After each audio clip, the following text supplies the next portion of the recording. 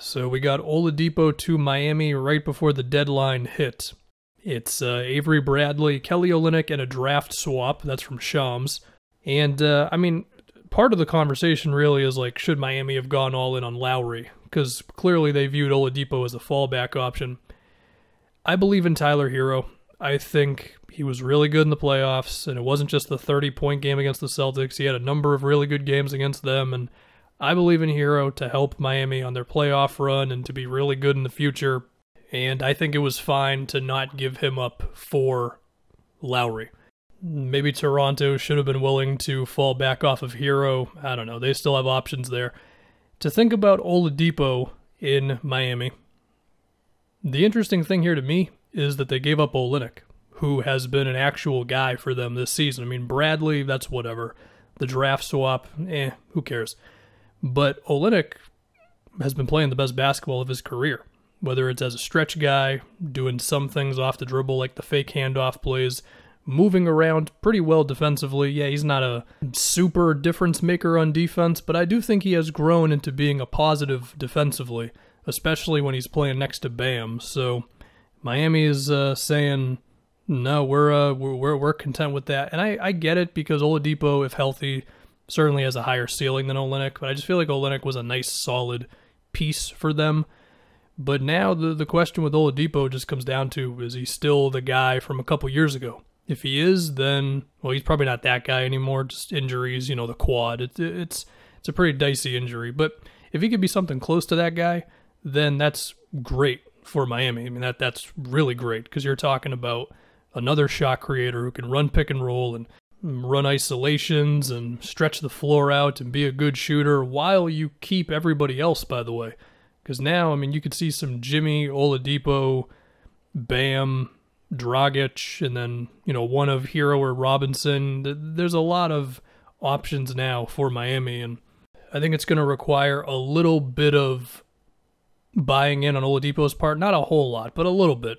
Because I don't think he's just going to be able to take all the shots that he wants to take and have all the plays that he wants to have. But still, he'll have a lot of opportunities.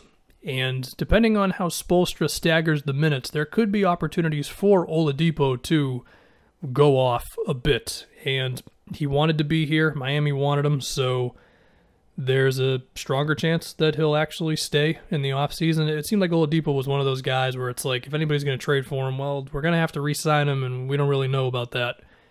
And in the case of Miami, well, they got a lot of cap space. So assuming Dragic is gone, which is not a guarantee, they could bring Dragic back, but Iguodala will be gone.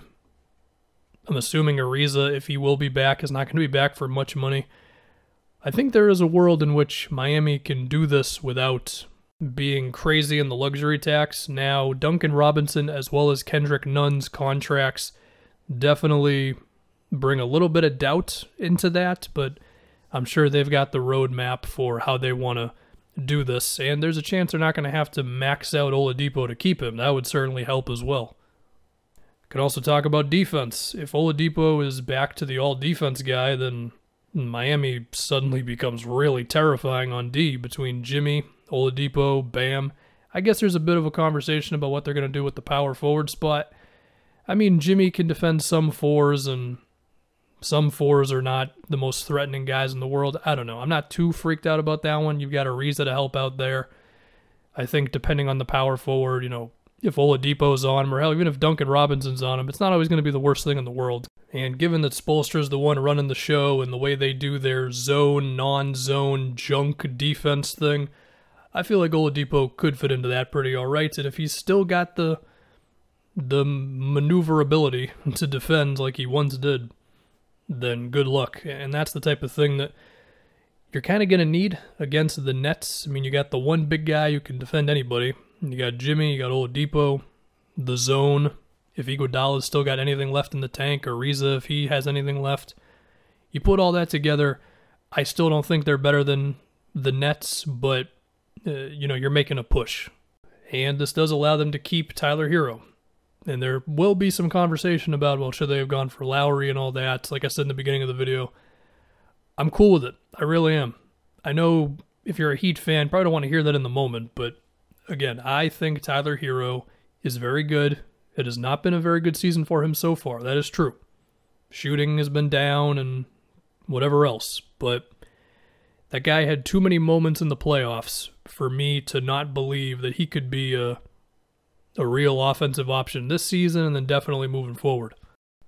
Now, if I can picture Oladipo and his impact for this team in certain playoff matchups against Milwaukee, there's a lot of options there, whether it's on probably Drew or Middleton.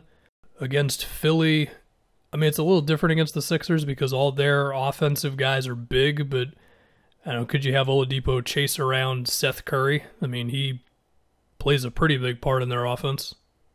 You could have him defend the newly acquired Evan Fournier if my Celtics end up meeting Miami in the playoffs. In terms of height matchups, I guess Kemba would make a little more sense.